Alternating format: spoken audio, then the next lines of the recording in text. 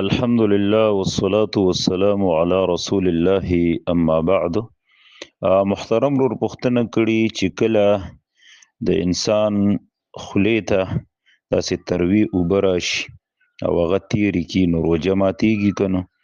دویم خراش کې د انسان خولې ته راشي هغه تیر شي روژه ماتیږي که نه؟ او یا څوک الټی وکړي نو روژه ماتیږي که نه ماتیږي؟ نو دا بلعم چې کوم دی کوم چې دا اصل کې د دماغو نه راکوزیږي نو دا که ستا خولې ته رالی لږي او تیر شي نو په دې باندې روژه نه ماتیږي.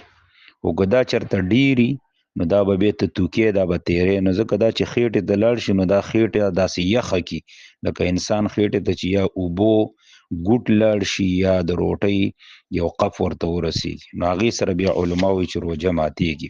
نو ښه خبره دا ده چې کله خراش کې خولې ته راشي یا داسې بلعم وغیره بل څه څیز راشي یا تروي اوبه نو بس هغه ګزارل پکار دی. انسان به په شک او شبهاتو کې نه پریوزي. خو که لږي او تیر شي په دې باندې روژه نه ماتیږي. خو که داسې وي چې دننه خېټې ته یخوالی محسوس شي ګېډې ته معدې ته نو دې باندې بیا روژه ماتیږي. دویم خبره دا ده د الټۍ و تاسو کړې ده نو که یو سړی قصدن عمدن الټۍ خولې ته راولي وي کې په دې روژه ماتیږي او که قصدن عمدن نه غیر اختیاري الټۍ وشي په دې روژه نه ماتیږي.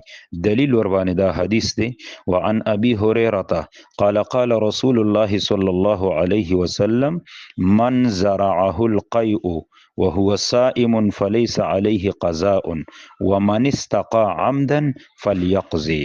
ابو هريره رضی الله تعالی عنہ وی چې نبی صلی الله علیه وسلم فرمایل چاته چې الټی راشي او هغه روجي نو په د باندې قضا نشته او څوک چې قصدن الټی وکي نو قضا دی راوړي. بد دی حدیث کې خو واضح فرق بیان شوی. دا حدیثو ابو داود راوړی دی 2380 نمبر حدیث دی. امام ترمذی ذکر کړي 720 نمبر حدیث دی. د سند په لحاظ سره صحیح دی. شیخ البانی رحم الله ارواء الغلیل کی 930 نمبر حدیث کې د دې سند صحیح کړي دی. صحیح ابن حبان هم راوړي 3518 نمبر حدیث دی. ابن ملقن په بدر المنیر کې صحیح کړي 5 جلد 2559 کې او مسند د امام احمد بن حنبل رحمت الله علیه کې مشته دی دویم دل صفحه 498 کې. والله اعلم. هذا وبالله التوفيق.